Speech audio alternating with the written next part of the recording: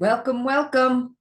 You are at the October 21st Coffee Calibration Coaching Session with me. I'm Kristina Swanson, and I am a Dreambuilder coach and a life mastery consultant with the Brave Thinking Institute.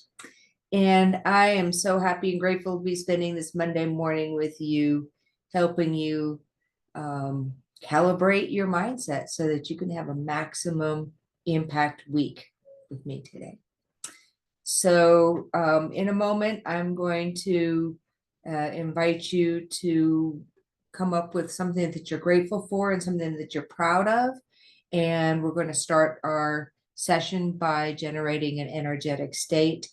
Know that every week as we come together, we will practice this very important skill of being able to generate an energetic state at will. The reason we do this is because if we become fluent in our ability to calibrate or adjust our personal energy right in the moment that we're in, then we become more effective. So if we notice our thoughts or our feelings are not in harmony with the life we absolutely love, we pause ourselves. And in this pause, we breathe in slowly through the nose, which supports our nervous system, and we breathe out slowly through our mouths like we're blowing through a straw. Then we put ourselves in a template of gratitude, and we calibrate our energy to a vibration of gratitude. And then when we give our gratitude, we also add a proud of, which amplifies the vibration of synergy between the gratitude and the action.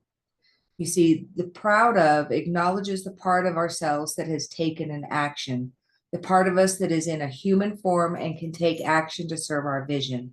And we know this, that taking action is not a given. We don't always just do it. We have the gift of free will. That means in order to take an action, we use our mental faculty of will by giving ourselves a command and following through with action. And it is important to acknowledge the part of us that takes action and name something that we're proud of. So let's go ahead and start by doing some breathing. I invite you to close your eyes with me.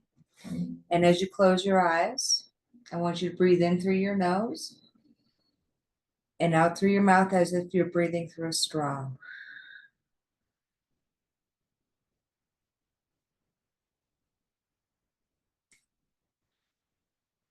We're going to do this 3 or 4 times.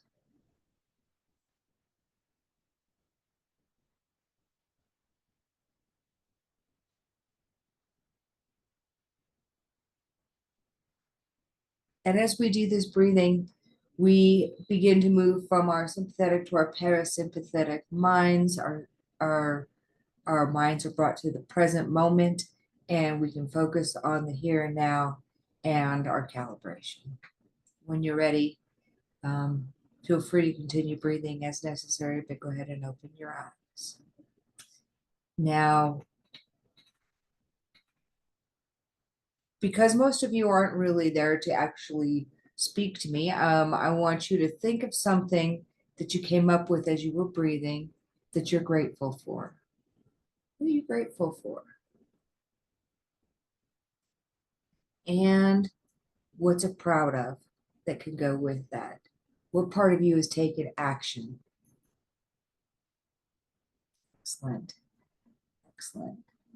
Well, for me, my gratitude is that I'm here with you today. I have an excellent audience of people watching these videos, and I'm appreciating that. So I'm very grateful for my audience. And I'm very proud of the fact that I get up and do this on Monday mornings, despite the fact that it's probably the time I feel least likely to do it. But it's so important for me, and it's so important for you. So here we are. Okay. Now, I am really happy and grateful for what we are going to talk about today, because we're going to talk a little bit about the power of decision and decision making and why it's so important. And I've got a couple books here. I always like to throw in somebody else's 2 cents just because, well, I can, and I think I've been inspired by these authors. So I think that sharing with you is going to make you understand where I'm coming from a little bit better. And if you're interested, you can always dig deeper into these writings. The first book is called The Power of Decision by a man named Raymond Charles Barker. And he, on page 87, says, attention is power. Where your mental attention goes, your emotions follow. This is a basic truth that any person wishing to use this science must know. This one statement may be the very key you're seeking to change situations in your life. Mind is the only creative power, and mind is a field of interaction between thought and feeling. Your thoughts become your feelings, which become your actions, which become your results. Mary Morrissey tells an interesting story about the first time she went to hear Raymond Charles Barker speak. And it always sticks in my mind because it really helps me to understand this idea of attention and where your attention goes. You see, he was going to speak, and she was living in Oregon, and she saved money, and she worked really hard to make sure she could get down to Los Angeles to hear him. And she thought, oh, this is going to be so great. I'm going to get there early and I'm going to be in the front row. Well, she got there like 4 hours early, and she was still like 1,000 people back in this huge multi-thousand person auditorium. He's very popular. Now he walks out on stage in a very nice double-breasted suit, very clean cut, very very professional, very successful looking. And he goes out and he stands on the stage and he looks out at the audience. And after a few moments, he gets out his wallet and he pulls it out, and he pulls out a stack of money. He puts his wallet back in his pocket, and he spreads that money out. And he says, this is money. This is money. I love money. I love money. And he folded it up and he put it back in his wallet and put his wallet away. And he says, how many of you, when I did that, felt repulsed? How many of you had a judgment about me that said, he's not even religious. He's not a Christian. He's not a good man, right? What if I had carried out a young child and held him out in front of you and said, this is my grandson. This is my grandson. Would you have felt repulsed? Probably not. So why is it that you're repulsed by money, which is the symbol of your freedom? It's simply a tool to achieve the things that you want. Why would you be repulsed by it? If you're repulsed by it, it will be repulsed by you. And up until that time, she had never thought of money like that. And what happens is when you change your attention on what you're focusing on, which is the symbol of the money, what does it mean? Our society teaches us that a lot of us learn as we're growing up, money doesn't grow on trees. You have to do bad things to get money. There's a lot of issues people have with being wealthy, which holds them back in poverty. And so the point that this story makes is money is not a good thing or a bad thing. It's simply a tool for your success. One of my favorite speakers these days is Ken Honda. Ken Honda is the Japanese Tony Robbins.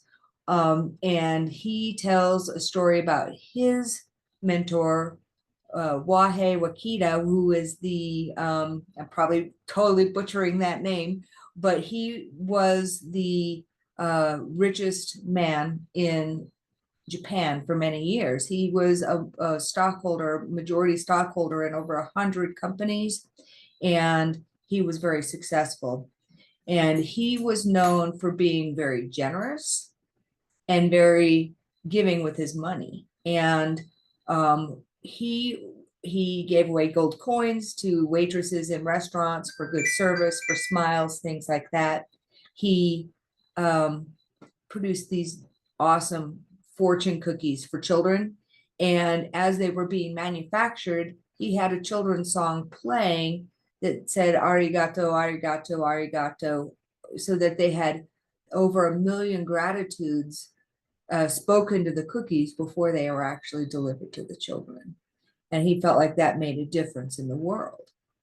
He actually got an award from the Japanese government for paying his taxes and not complaining, not trying to minimize how much he paid. He happily and gratefully paid his taxes. And he became the richest man in Japan. Now, he had a saying, and Ken Honda uses this a lot in his teachings because I think it's really valid. And it is, when money comes in, you need to say thank you. Arigato in. And when you pay money out, you need to say thank you. Arigato out. Arigato in, arigato out. Creates the law of circulation, right? Money comes in and you say, oh, thank you for coming to visit me. And here, I'm going to send you on to your next place. Come back and bring your friends, right? So being grateful for not only the money coming in, but for the ability to pay the money out and benefit other people and yourself, of course, when you're paying your bills, that is really important. So how do you think about things? Where your attention goes is where things happen, right? So as we're talking about this, you have to actually decide to start monitoring your thoughts and changing the ones that are providing the wrong results. A lot of us think, oh, it would be really great to lose weight. It'd be really great to find the love of our life. It'd be really great to have that career I always dreamt of. I want to build my own business, whatever it is. I want more time and money freedom. But we don't actually make the decision to take the steps to get us there.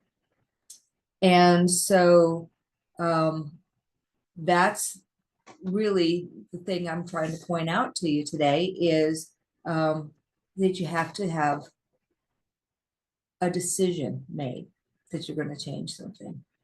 I'm going to read a little bit from another little booklet called Decision by Bob Proctor.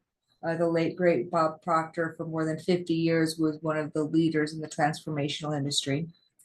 And by the way, I didn't say who Raymond Charles Barker was, but in the 40s, he was a minister, and he opened the first church of religious science in New York City. And so he was a very popular speaker. Okay, so from Bob Proctor. Excuse me. Coffee didn't go down real well. In fact, I'm going to take a sip of my coffee. Have you been having your coffee along the way? Excellent.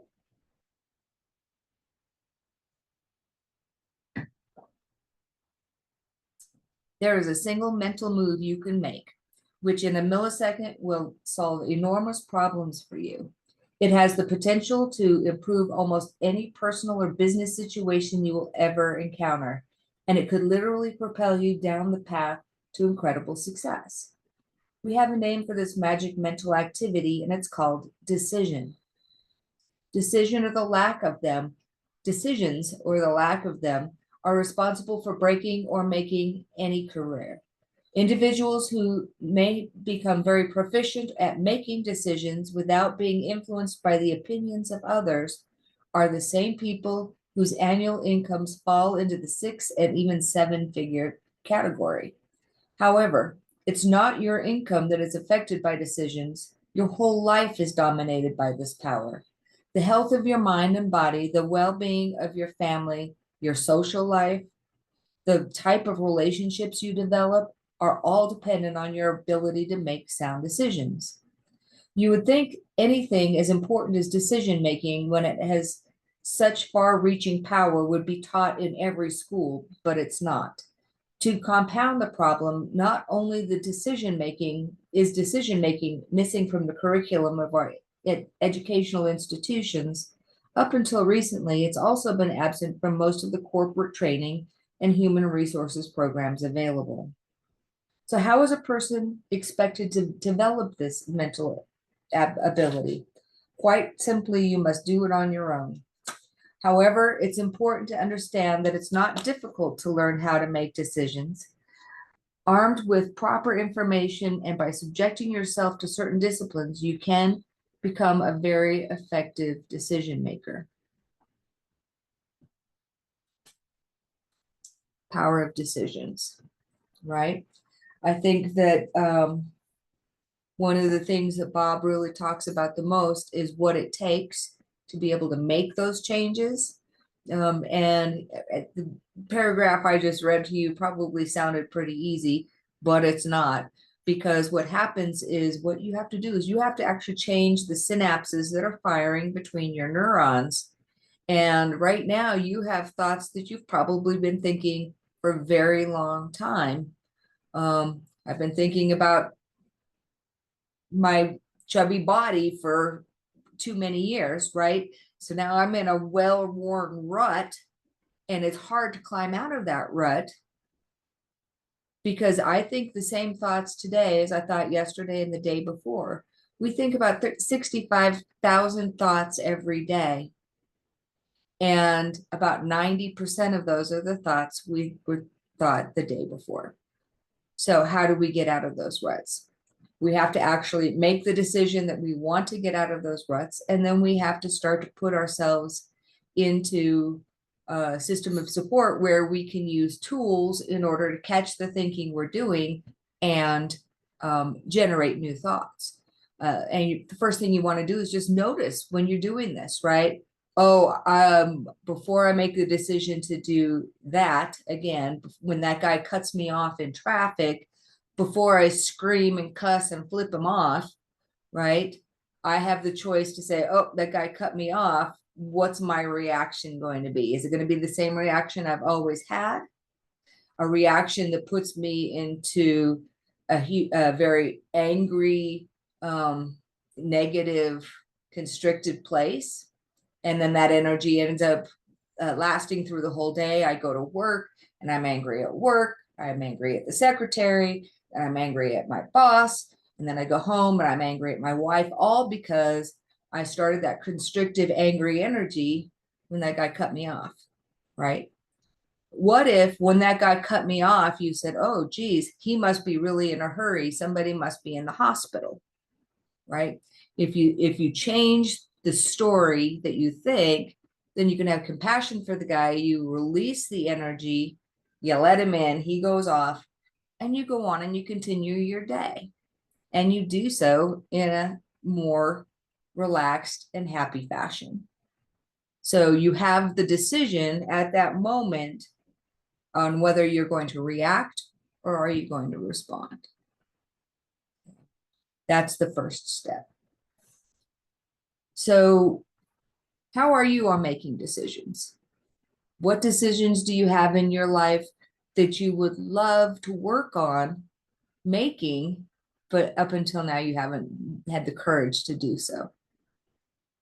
Why haven't you had the courage to do so? For me, sometimes it's just the fear of the unknown. Gee, what if it doesn't work? What if I embarrass myself, right? Oh, I couldn't do that. I don't have the skill to do that. Yeah. In fact, what I would love to do right now, because we're going to calibrate for you your week. I'm hoping some of you have a pen and paper next to you, and I want you to just close your eyes for a minute. And at first, I'm going to walk you through a little visualization, and then I'm going to have you journal for a minute, just so that we can really record this and get it down. It's important to write things down because not only do you remember them, but it reinforces and makes those neurons fire even stronger in the new patterns. Okay, so thinking about decisions you could make this week as you got your eyes closed. Okay, I want you to breathe in and breathe out for me again in our normal pattern, in through our nose and out through our mouths like we're breathing through a straw. Do that several times and think about what is the one most important decision that you could make this week to move you in the direction of your dreams. Take a couple more breaths.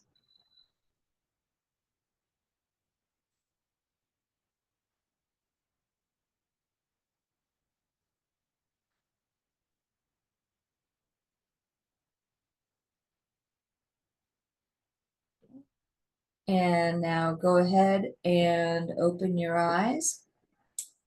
And we'll spend about a minute just journaling. And what I'd like you to do is write, I am so happy and grateful now that I am deciding to do X, or I am doing X. I think doing X would probably be better. What is it that you could do to maximize your productivity and your dream building this week? What will move you forward in the direction that you want? Begin.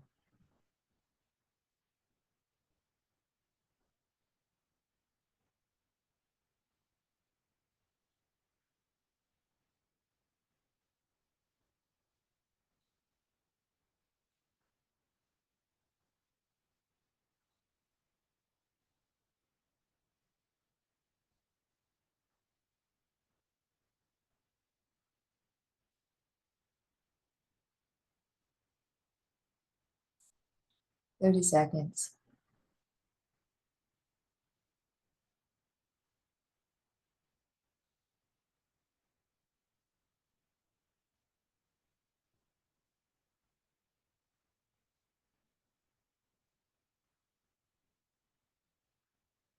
Ten seconds.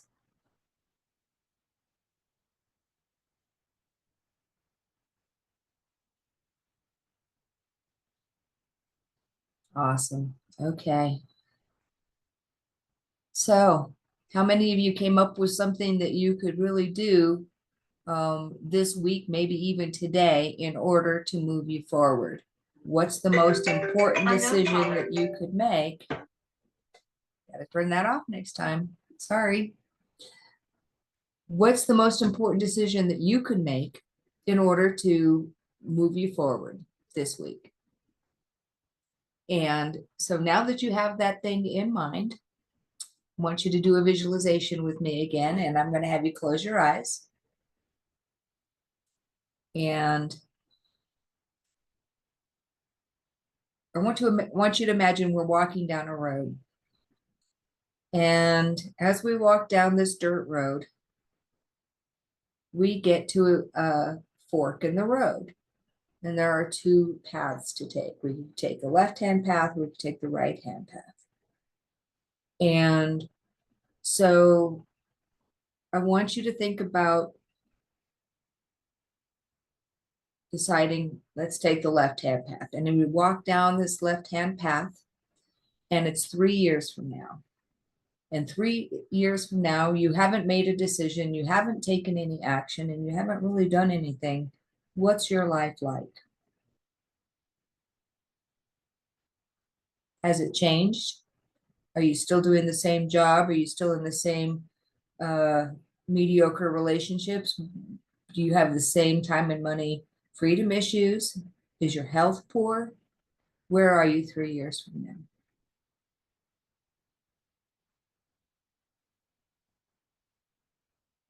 Because you haven't made a decision to change that thing or those things. Now I want you to come back.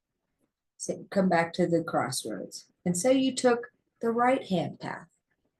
And when you take the right-hand path, you have made a decision. You've made a decision to do something this week to change your dream. And now it's, as you walk down the path, you get to where it's 3 years down the road. And you're on a new path, because you made a decision 3 years ago to change your life. What does your life look like? How did making that decision improve your results in your life? Is this a life you would love? Are you healthy? Are you wealthy? Do you have lots of time freedom? Do you have the amazing, passionate love relationship, great friendships? What would you love? And did that decision help? Okay, now I want you to come back to the crossroads. And I want you to open your eyes. Which path are you going to take? Are you going to make a decision for your dream, or are you not going to make a decision for your dream? I hope that this has been helpful for you, and that at some point today you get out your calendar. In fact, no, I'm going to back that up. As soon as we get off this call, I want you to open up your calendar and I want you to write down the action step you're going to take this week to improve that productivity towards your dream. What decision have you made today to do something? Put it in your calendar, and put it in your calendar for this week. Okay? Awesome. Now, as you do this, I want you to be keeping a high vibration about this. It's not an, oh, geez, I actually have to do that thing. I want you to say, I am so happy and grateful now that I have made a decision to live a life I love. I am so happy and grateful that I've made a decision to live a life I love. And I'm doing it uncomfortable, and maybe I'm doing it afraid, but I'm doing it because 3 years from now, I do not want to be living the same life that I'm living today. Thank you for attending, and I'm going to be doing these every Monday morning, 9 a.m. Mountain Time. Each week we will include the gratitude and proud of practice. We will be doing a short teaching. I usually try and do a short meditation and a calibration with you. And when I have clients or friends or partners in believing online with me, I will be doing a Q&A. And so I invite you to come live for these coffee calibrations and get your questions answered, because I would love to help you achieve whatever it is that you're trying to achieve. So thank you very much for attending your coffee calibration, Monday, October 21st. This is Kristina Swanson from Kristina Swanson Training, Brave Thinking Institute coach, saying, have a great day and take your decision and change your life.